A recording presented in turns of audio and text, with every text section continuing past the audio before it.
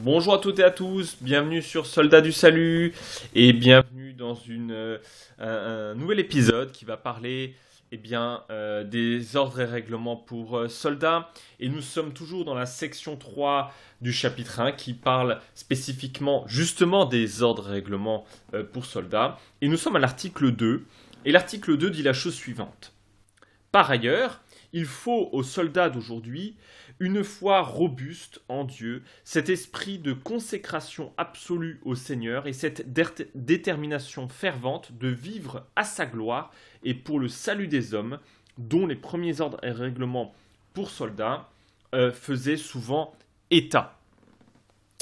Qu'est-ce que dit cet article 2 ? Bien, cet article 2 dit que, évidemment, les ordres et règlements sont modifiés au fur et à mesure. On le voit à la fin de l'article 1.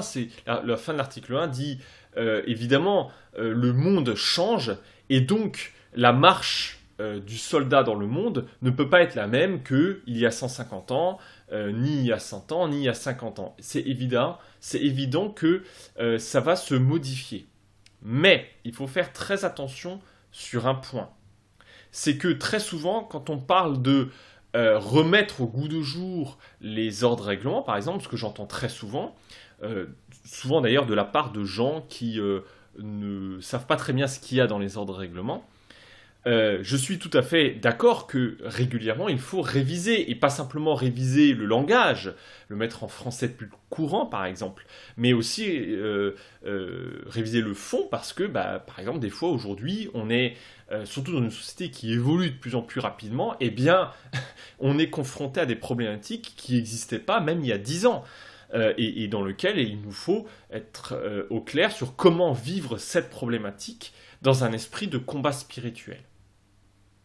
Le problème, c'est qu'aujourd'hui, on confond le fait de attaquer des problématiques, comment dirais-je, actuelles, donc en fait, de rendre actuels les ordres et règlements, avec le fait qu'il faudrait que les ordres et règlements, et c'est ce que beaucoup de gens en fait entendent quand on dit réviser les ordres et règlements, il faudrait que les ordres et règlements en fait acceptent le monde tel qu'il est.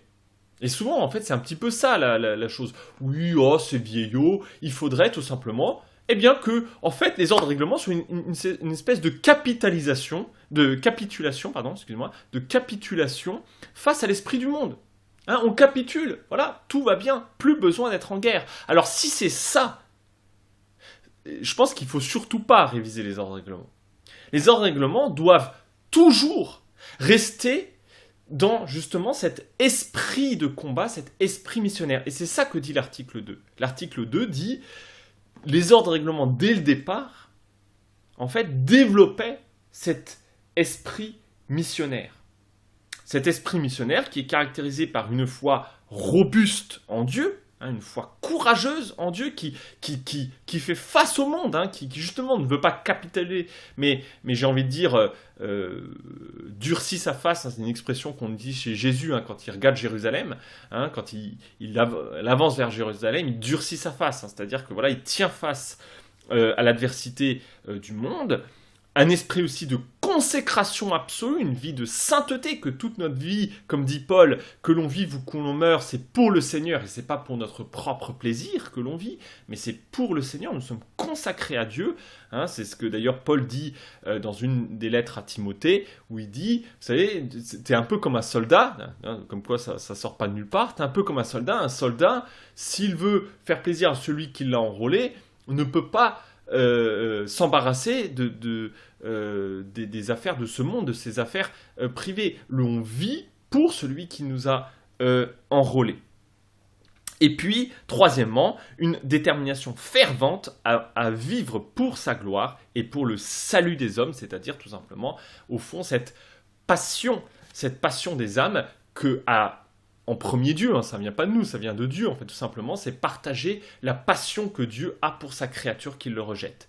Et au fond, ces trois caractéristiques, une foi robuste, une consécration, une vie de sainteté, une consécration totale au Seigneur, et troisièmement, au fond, la passion des âmes, pour le salut des âmes, eh bien, c'est ce qui caractérise la vie de combat du salutiste, c'est ce qui doit être au cœur de notre quotidien, de notre vie quotidienne, et c'est ce qui est, ou en tout cas devrait développer les ordres et règlements. Et tout ce qui serait une trahison à cet esprit missionnaire, caractérisé par ces trois choses, eh bien, va tout simplement nous pousser à perdre ça. Et je voudrais simplement dire une chose, c'est que peut-être certains d'entre vous diront, oui, bah voilà, l'esprit missionnaire, ça y est, je l'ai, et bien quoi? Et bien quoi?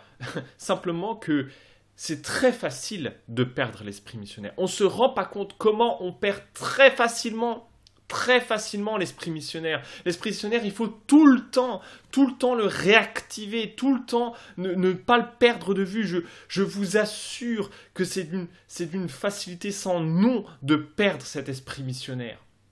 Parce que l'adversaire tente tout le temps de faire ça. Le but de l'adversaire, c'est pas de nous détruire. Il s'en fiche de nous détruire. Il veut simplement qu'on perde cet esprit missionnaire. C'est ça qu'il veut, c'est qu'on redevienne tranquille dans le monde. Plus d'esprit missionnaire, plus de combat spirituel. Soyez tranquille, hein? Soyez heureux tel que vous êtes, pas de soucis. Non, il faut justement garder cet esprit missionnaire, garder ce zèle, voyez, ce piquant qu'il y a au fond de l'esprit salutiste.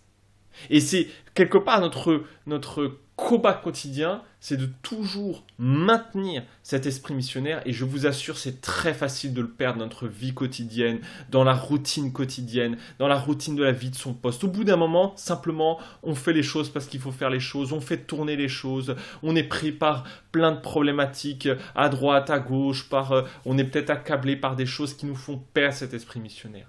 Tout le but des ordres et règlements, tout le but de la vie de soldat, de ce qu'on appelle cette troisième vertu, cette troisième caractéristique de l'esprit salutiste qui dit que nous vivons une vie de combat, une vie en temps de guerre, est quelque chose qu'il ne faut jamais oublier parce que le but de l'adversaire est de nous faire oublier que nous sommes en temps de guerre. C'est de nous faire oublier ça. Voilà ce que dit tout simplement l'article numéro 2. J'arrête ici et d'ici la prochaine fois, on parlera du troisième article. Restez sang et feu.